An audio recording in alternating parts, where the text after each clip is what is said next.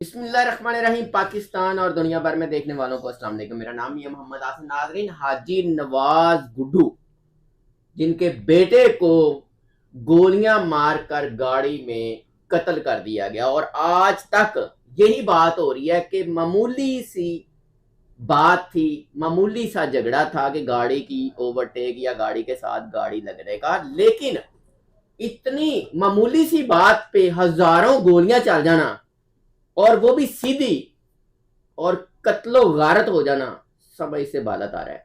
मेरे साथ crime analyst Syed Furqan Shah साहब मौजूद हैं। इनसे जानेंगे कि अंदर की कहानी कुछ सामने आई है। फरकान शाह साहब अस्सलाम वालेकुम। जी वालेकुम अस्सलाम।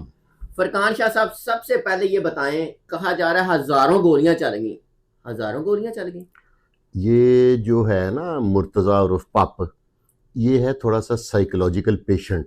इसने पहले भी जो 5 बंदे कत्ल किए थे ना, तो उनके सुना है गर्दनें अलहदा हो गई थी, 2-2 3-3 सौ गोली उनके सरों पे मारी थी। और ये कहा जा रहा है मुंह में गोलियां, मुंह पे, इसीलिए तो कह रहा हूं गर्दनें से सारे अलहदा कर दिए थे इसने। तो ये कुछ थोड़ा सा ज़हनी मरीज है, कोई क्रिमिनल मेंटालिटी है, इतना खतरनाक है, इतना हीनियस क्रिमिनल मेंटालिटी का मालिक है। तो इसने अपनी तरफ से उन सबको मार दिया था। लेकिन अच्छा। हाँ, जो ऊपर जात बैठी है ना, वो ज्यादा बड़ी है, जिंदगी उसके बस में। और ये वाकया इस चीज का खुला सबूत है कि अल्लाह जिसको चाहे, नवाज गुड्डू साहब के बाजू में गोली लग सकती है, ठीक है, तो क्या और कहीं नहीं लग सकती थी? बिल्कुल। उनके भाई जो है नासिर, जिनके बारे में एक मुबैना इतला है कि कालू शाहपुरिये के बहनोई हैं। कुछ लोग कह रहे हैं। अब बहस करने की जरूरत नहीं है। अगर किसी वजह से, अब मैं भी अपने कुछ रिश्तेदारों का डिनाई करता हूं कि मेरे वो रिश्तेदार नहीं है। 100 वजूहत होती है ना फैमिली में। हाँ, मैं अब लड़ना तो नहीं ना, नहीं तुसी मनो। अच्छा, अगर अगले कह रहे ने नहीं तो कहो नहीं। ठीक है। तो उसके बाद जो नासिर है, उनके भाई, उनके सर में गोली लगी। जी जी। उनकी वाइफ जो है, वो क्या नाम है, हाजी हज्जन गुड्डू साहब। कलसूम, हज्जन कलसूम जो उनकी मिसेज हैं, उनके सर में गोली लगी। बेटे के 2 दिल पे लगी, 2 सर पे लगी, एक दिल पे लगी, एक बाजू पे लगी। उन्होंने तो मार दिया था। और कैसी बैड लक है, बेटे को जहां पे गोलियां लगी ना, उसके बचने के चांस नहीं थे। लेकिन फिर भी ये इनके इल्म में नहीं था कि इनका बेटा फौत हो चुका है। उन्होंने समझा गाड़ी लग गई है, ये लोग बाकियों को लेकर अस्पताल चले गए, और वो 2 ढाई 3 3.5 घंटे बेचारा वहीं पे गाड़ी में मौजूद रहा। अच्छा। हाँ जी, ये तस्दीक कर लीजिएगा उनसे। तो ये हुई तो ज्यादती है, लेकिन इनके साथ हुई है डबल ज्यादती। एक तो वो है जो पप एंड कंपनी ने की है, दूसरी वो जो पुलिस को उन्होंने शायद गुमराह कर दिया था कि पुलिस से हो गई। गुमराह किन्होंने किया था? मुद्दईयों ने किया, मुलजम पार्टी ने किया होगा ना, जो पहले मदई बनने की कोशिश कर रहे थे। तो पुलिस को क्या जरूरत पड़ी थी? पुलिस ने, आपको पता है कि जब अस्पताल में पेशेंट जाता है ना, तो हर अस्पताल में एक चौकी होती है सरकारी में। वो इतला करते हैं मुतलका थाने के भी ताडे इलाके का वकूआ है, तो इधर इतने इंजर्ड बंदे आए हैं। ये इतला आधे घंटे बाद हो गई होगी। तो क्या वहां की जो मुतलका पुलिस है, उसको ये समझ नहीं आई कि इंजर्ड इनके हैं, तो हम मदइयों के घर में, मजलूम पार्टी के घर में रेडें कर रहे हैं? तो आप क्या समझते हैं, सेटलमेंट थी? गुमराह किया, पता नहीं कैसे कर दिया। इतनी अप्रोच है उसकी कि पुलिस को भी गुमराह कर दिया। अब ये इसके बारे में मैं नहीं कह सकता। अगर मैं गलत हूं तो आप मुझे समझा दें कि मैं कैसे गलत हूं। दूसरी बात, शादी, सबसे पहले ये बताएं, गाड़ी आगे पीछे करने से, लगने से कत्लो गारत तक बात पहुंचना समझ से बात और इतनी गोली चलना, और हजारों की तादाद में गोलियां चलनी है, और फिर बाहरों बंदे मंगवाने बाहर से। आप ये जो पुलिस को गुमराह करने वाला काम है ना, ये फौरी तो नहीं किया होगा उसने, पहले बात की होगी, पहले बात हुई होगी कोई और। आप समझ रहे कि गलतफहमी भी हो सकती है। भाईजान, ये डिजिटल दौर है, मोबाइल का दौर है। इसमें पीटी सेल के जमाने में, हम आज से 30 साल पहले की बात कर रहे हैं। मैं आपको 2-4 दिन पहले की बात बता रहा हूं। आप समझ रहे हैं शहर में मोबाइल आने से पहले की बात कर रहा हूं, 82 83 की। अब की कर रहा हूं ना। मोबाइल दौर है, जदीद दौर है, हर बंदे के हाथ में मोबाइल है, 15 का दौर है। पुलिस को पहले उन्होंने गुमराह किया। गुमराह का लफ्ज मैं इसलिए कह रहा हूं कि पुलिस मेरी है, ठीक है, मेरी हिफाजत भी तो पुलिस ही करती है ना। अगर कोई बीच में एक आध गलत निकल आता है तो मैं पूरे इदारे को गलत कहना शुरू कर दूं।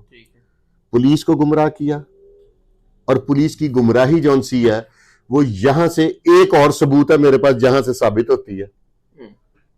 शारा आम पे गोली चले इतनी अंधाधुंध, तो 7-8 ये नहीं लगनी चाहिए? ठीक है, लगनी चाहिए, लग गई है। शायद रास्ते में लगनी होवे तो उससे वेले लग जाती है फौरी। अब काफी चीजें ना बीच में ऐसी हैं कि अगर रियासत इस घर को चाहती है इंसाफ देना, अगर मूड भी तो होता है ना, मेरा मूड ही नहीं है क्योंकि रिपोर्ट तो मुतलका थाने ने बना के भेजनी है कि अच्छा है बुरा है अंजे अंजे। तो अगर रियासत इसको इंसाफ देना चाहती ना, तो जिन पुलिस अफसरान ने ज्यादती की थी ना, वैसे भी तो 100 मोटो अफसरान ले लेते हैं ना, इंक्वायरी हेल्ड कर देते हैं, वो नहीं हुई। जो उनके घर पे तोड़फोड़ की या उनके बंदों को उठाया, हाँ, हाजी नवाज गुड्डू के बेटे और बाकियों को घर में खवातीन से बदतमीजी की, सामान तोड़ दिया कुछ 70-80 लाख रुपए का उनके बकौल, तो उसका उस पे 155 नहीं बनती। अगर सनिया पे बनती है, बाकी एसएचओ पे बनती है, पुलिस एहलकारों पे, उन पुलिस वालों पे 155 नहीं बनती। वहां पे भी नोटिस होना चाहिए। उनको थोड़ा रिलीफ मिले, 7-8 लगाएं, उनको थोड़ा सा रिलीफ मिले। खुदा ना खास्ता ये दुश्मनदार फैमिली है, ठीक है। हाजी नवाज गुड्डू 24 घंटे भी जानमाज पे रहे ना, जिसका माजी तलख होता है ना, और उसके जिगर को हाथ डाला है, ठीक कह रहे हैं, लोगों ने उसे ताने दे दे के जीने नहीं देना, उसको अब रोक लेंगे। हाजी नवाज गुड्डू का किबला दुरुस्त हो गया। शाह साहब उन्होंने इंटरव्यू में कहा है कि लोग कह रहे हैं रोंदा है और मैं रोंदा नहीं है, मेरा दिल रोंदा है। मतलब है उनको पता है कि लोग ताने देना शुरू हो गए हैं। अच्छा शाह जी ये बताइएगा कि दुश्मनी आपको कोई और लगती है या ये गाड़ी का ये एक पुराना रिवेंज है जिसमें मुर्तजा पब की घर की खवातीन बीच में इंटरफेरेंस कर लिया था उन्होंने, तो हाजी नवाज गुड्डू वगैरह ने उस बात को छोड़ दिया था, ठीक हो गया। लेकिन मुर्तजा पब पे कत्ल पड़ गया, वो रजिस्टर 4 का इश्तेहारी हो गया, उसके बाकी लोग पकड़े गए, सजाए मौत हो गए, 25 साल कैद हो गए, उसको मौका नहीं मिला, 14 साल वो गायब रहा। उसके बाद जब वो आया तो उसको इन पे पहले एक बंदा, जब आपको बुरा लगता है ना, वो आपको मस्जिद में जाता भी जहर ही लगेगा, ठीक है। वो इनके पहले अगेंस्ट था, ऊपर से ये डेवलप हो गए, वो 14 साल छुपता रहा, ये 14 साल कारोबार करते रहे। जाहिर है कारोबार में बरकत है, ये तरक्की कर गए, तो उसको फिर अगर पहले इतना गुस्सा था तो वो इतना ज्यादा हो गया। ये वजह है लड़ाई की। गाड़ी लगने से, आपकी कभी गाड़ी नहीं लगी किसी से? लग जाती इतना, मेरी बड़े बड़े डाले भरे हुए बदमाशियों से लग जाती है, ऐसे थोड़ी है तक ब्रस्ट मार दें, ठीक है। ये एक प्री प्लान्ड है, कोई माना फिर लोगों को बलवाना, बंदे रेज करना, हाँ, असला हजारों की तादाद में गोलियां, सारा कुछ उसकी प्लानिंग चल रही थी, और उसकी इस प्लानिंग में ही पुलिस को गुमराह करना भी शायद था। शायद हजारों की तादाद में गोलियां चल गई और 7-8 नहीं लगी, चल गई हजारों की तादाद में या कुछ सैकड़ों की? नहीं, 5000 से ऊपर का फिगर तो सरकारी रेट बता रही है सरकार, कहने खोल बरामद हुए ने।